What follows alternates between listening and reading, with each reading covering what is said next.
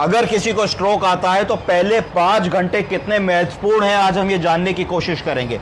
हम सब ने देखा है स्ट्रोक, जिसको पैरालिसिस या लकवा भी कहते हैं, हमारे परिवार में, रिश्तेदारों में, मोहल्ले में लोगों को होता है और शरीर का एक अंग, सिर्फ एक हाथ, एक तरफ का हाथों पैरों का हिस्सा या कई के केसेस में चारों पैरों की हाथों की ताकत चली जाती है। तो ये एक गंभीर बीमारी है स्ट्रोक। डिसेबिलिटी, आदमी चल फिर नहीं पाता, अपना काम नहीं कर पाता, बेड रिडन हो जाता है।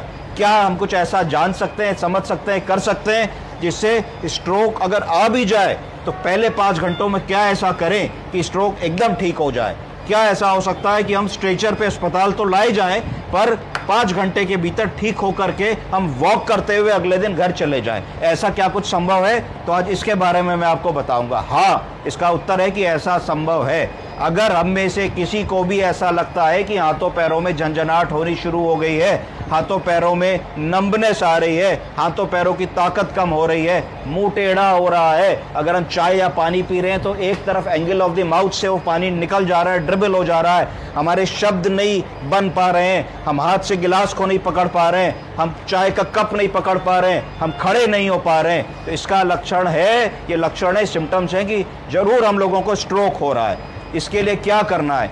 बिना 1 मिनट का समय गवाए हम लोगों को किसी भी बड़े अस्पताल की तरफ रवाना होना है जहां पे स्ट्रोक का इलाज होता है। स्ट्रोक के इलाज में क्या क्या ज़रूरी है? जैसे ही आप वहां जाएंगे तो देखा जाएगा कि आपका सीटी स्कैन में ब्रेन के अंदर ब्लीडिंग है या क्लॉट है। अगर क्लॉट है तो उसको कहा जाएगा कि इस्केमिक स्ट्रोक है।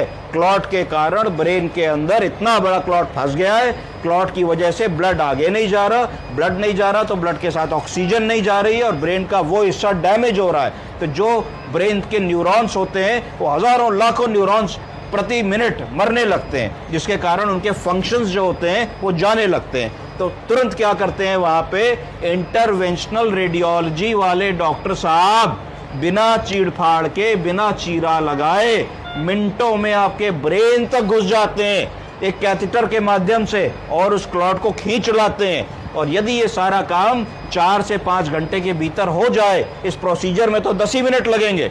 अगर आप सही समय पे अस्पताल में आ जाएं, सही समय पे सीटी हो जाए, सही समय पे आपका क्लॉट खिंच जाए तो आपके ब्रेन में डैमेज रुक जाएगा और डैमेज रुक जाते ही ब्लड सर्कुलेशन रिस्टोर होगा और आप कुछ ही घंटों में